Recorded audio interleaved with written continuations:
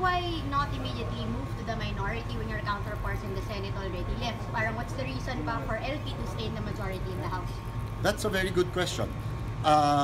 For one, we'd like to think talaga na we should be productive as elected legislators, as elected officials. We really wanted to be helpful. We believe na may points na dapat lang suportahan yung mga ginagawa ng executive.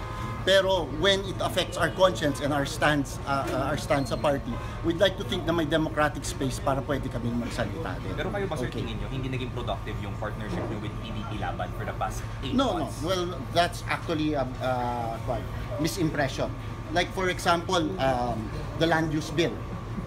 The land use bill is a priority of this administration and we've been pushing this for quite a long time. Yung ENDO, we've been pushing for this for quite a long time. So we support the administration dito. The peace talks, yung pangangailangan talaga ng peace para umasenso yung bansa natin. We've been very supportive there and productive.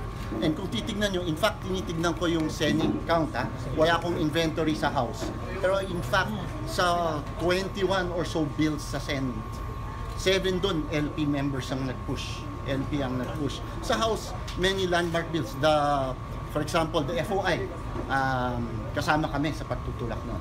So I'd like to say, may mga points na dapat talaga sinusuportahan ng administration when it really benefits serving the people and serving our constituents. Pero we have to draw the line on certain positions then where our conscience and our party stands.